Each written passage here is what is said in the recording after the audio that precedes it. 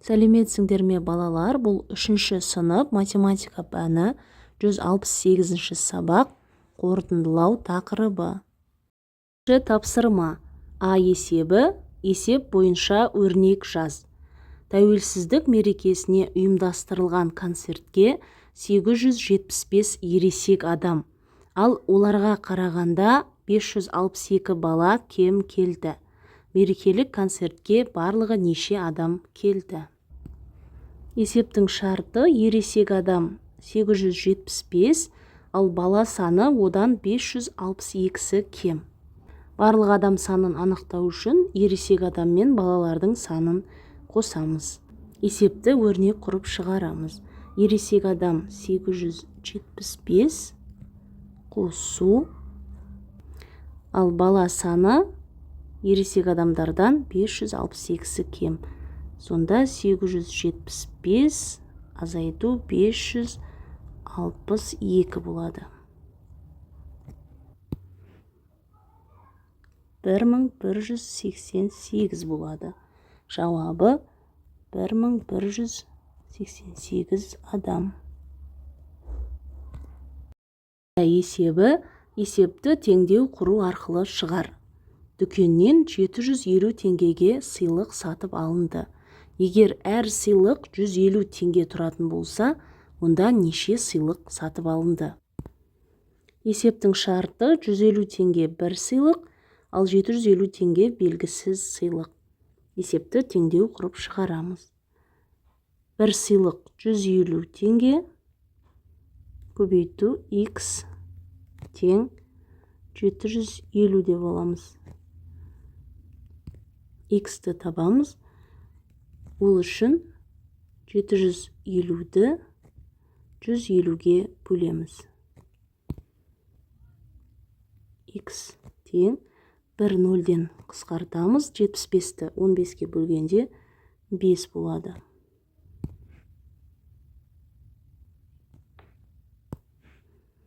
X-тің орнына 5-ті қойып теңдеуді тексереміз.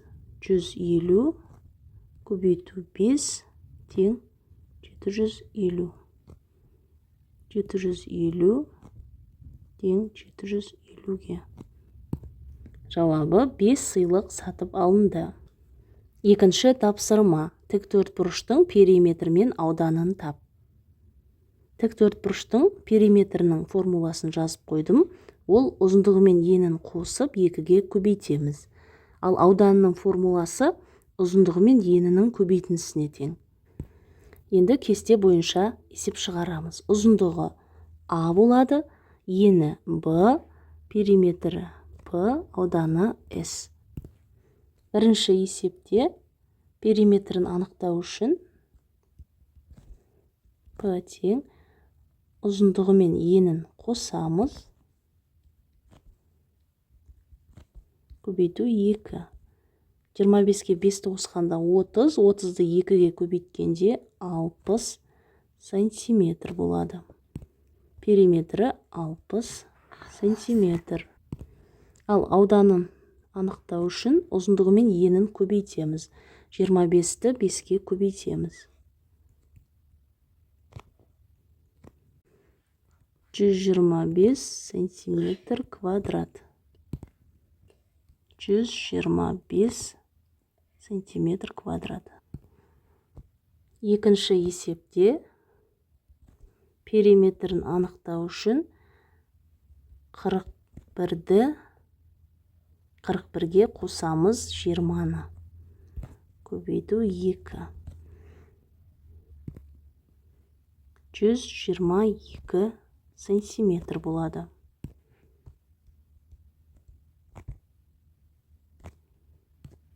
Ал ауданын анықтау үшін ұзындығы мен енін көбейтеміз. 41-ді 20-ға көбейтеміз. 820 сантиметр квадрат.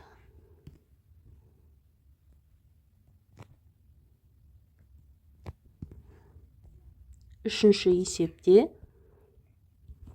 периметрін анықтау үшін А қосу Б көбейту 2. сантиметр болады. Сонда жауабы А қосу Б көбейту 2 сантиметр. Ал ауданын анықтау үшін А көбейту Б сантиметр квадрат. А көбейту Б сантиметр квадрат. Үшінші тапсырма. Есепті шығар. А есебінің жауабы 89 жолаушы. Төртінші тапсырма. Есепте. Бірінші жақшаның іші екінші көбейту амалы орындалады. Өрнектің мәні 618-ге тең. Екінші, бірінші жақшаның іші екінші бөлу амалы. Өрнектің мәні 116-ға тең. Келесі, бірінші жақша екінші көбейту, өрнектің мәні 430-ға тең. Келесі, бірінші көбейту амалы екінші қосу амалы. Өрнектің мәні 598-ге тең. Келесі, бірінші жақша екінші бөлу амалы. Өрнектің мәні 303-ге тең. Келесі, бірінші жақша екінші көбейту. Өрнектің мәні 772-ге тең. Келесі есепте бірінші жақшаның іші екінші бөлу амалы. Өрнектің мәні 235-ге тең. Келесі, бірінші бөлу екінші азайту амалы орындалады. Өрнектің мәні 505-ге тең. Бесінші тапсырма. Кесте бойынша есептер құрастырып, оларды шығар. Бірінші, өшіргіштің бағасы 95 теңге, саны 5 дана. Құнын анықтау керек. Құнын анықтау үшін 95-ті 5-ке көбейтеміз. 475 теңге болады. Келесі, қалам бағасы белгісіз, саны 8 дана, құны 392 теңге. Бағасын анықтау үшін құнын санына бөлеміз. 392-ні 8-ге бөлгенде 49 теңге болады. Келесі, ермексаз бағасы 250 теңге, саны белгісіз, құны 1000 теңге. Санын анықтау үшін құнын бағасына бөлеміз. 1000-ды 250-ге бөлгенде 4 дана болады. Алтыншы тапсырма. Теңдеулерді шеш. Бірінші теңдеудің жауабы 70-ге тең. Екінші теңдеудің жауабы 800-ге тең. Үшінші теңдеудің жауабы 190. Жетінші тапсырма. Есепте. 825 грамды 5-ке бөлгенде 165 грамм болады. 2 центнер 10 килограмды 2-ге бөлгенде 105 килограмм болады. 3 центнер бөлу 2 150 килограмм. 6 минут 6 секундты 3-ке бөлгенде 122 секунд болады. 410 сантиметр бөлу 5 82 сантиметр. 4 сантиметр 3 миллиметр көбейту 2 86 миллиметр. 4 метр 59 сантиметр азайту 69 сантиметр. 390 сантиметр. 1 метрден 48 сантиметрді азайтқанда 52 сантиметр қалады. 10 дециметрден 58 сантиметрді азайтқанда 42 сантиметр қалады. 8-ші тапсырма. Әр сағат 2 сағат 15 минут 8 секундтан кейін қандай уақытты көрсетеді?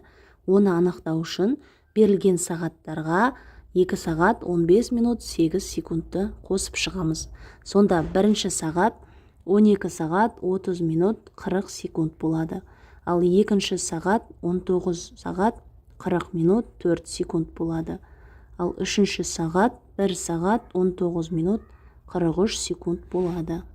9-шы тапсырма. Егер жаяу адам бір жолмен 2 рет жүрмей барлық жолдан жүріп өтсе, оның неше метр жүретінін анықта. Оны анықтау үшін барлық жолды қосып шығамыз. Сонда 210 метрге 102 метрді қосамыз, оған 70 метрді қосамыз, оған 98 метрді, оған 160 метрді, одан кейін 152 метрді қосамыз. Барлығын қосқанда 792 метр болады. Сонда жауабы 792 метр.